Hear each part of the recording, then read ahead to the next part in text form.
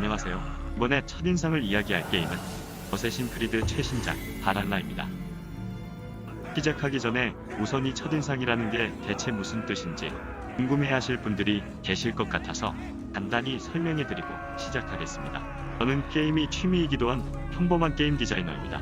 이 첫인상 시리즈는 게임을 하다 떠오른 이런저런 생각을 가볍게 남겨보자는 것이 시작이었는데, 트위터는 잠시 지나면 사라져버리고 블로그는 긴 텍스트를 지루하게 읽어야 하는 것이 마음에 걸려서 이번엔 영상으로 준비해보았습니다.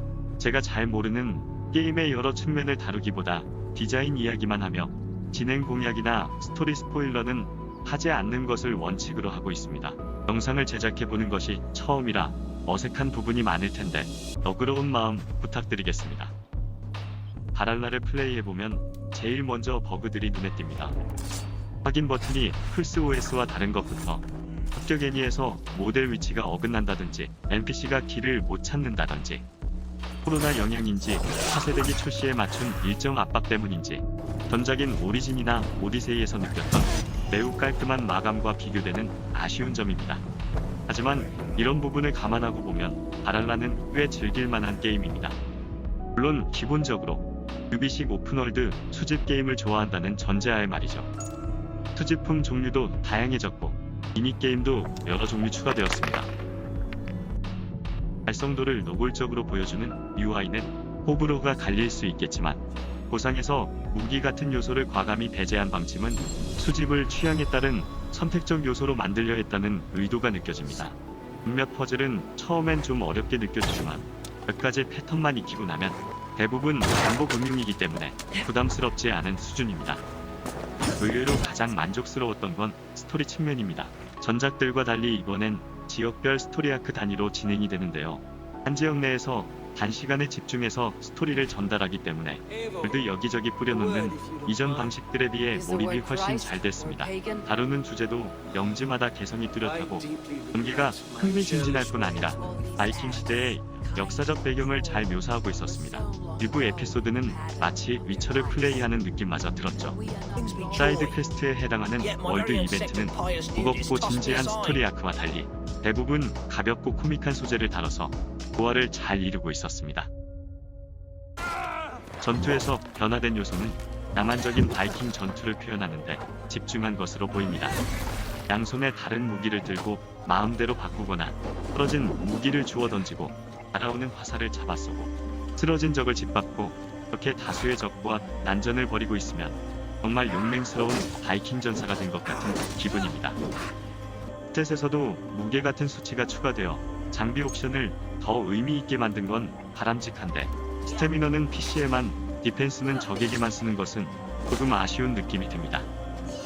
스태미너를 넣은 이유는 양성 무기 2개를 다루는 등 자유도를 높인 대신 뭔가 페널티를 줘야 했지 않았나 정도가 추측되는데, 앞에서 언급한 정신없이 메고 달리는 바이킹 전투의 템포를 포기하거나 아니면 스태미너를 이스나마나로 만들거나 둘 중 하나를 선택할 수밖에 없는 조합입니다.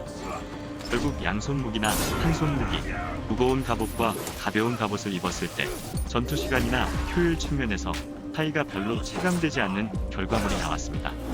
대부분의 일반 전투는 한두 방으로 적이 죽기 때문에 단검이든 양손검이든 전투 시간이 비슷했습니다. 보스전의 경우는 제대로 때리면 당연히 양손검이 좋겠지만 공격이 가능한 시간이 짧아서 오래 걸리는 콤보를 다 넣을 수가 없기 때문에 상대적으로 단검 같은 빠른 무기가 더 유리하다고 느껴졌습니다. 데미지, 공속, 스태미너는 일반적으로 무기 밸런스를 맞추는 좋은 요소들이지만 그 무기가 활용될 게임의 구성도 함께 고려해야겠죠. 스킬트리도 호불호가 나뉘는 시스템인데, 전작처럼 스킬트리와 마스터리 레벨로 이원화되어 있는 것보다는 정리됐다고 느껴졌습니다.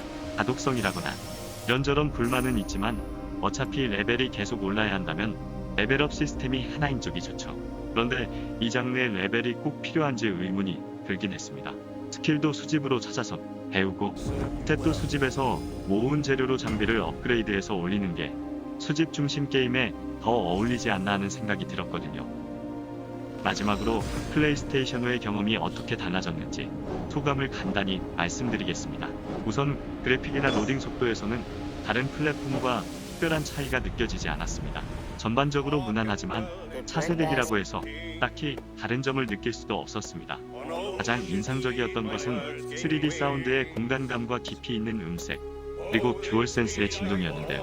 HD 진동을 가장 확실하게 체감할 수 있는 건 재미있게도 물에 뛰어들 때였습니다.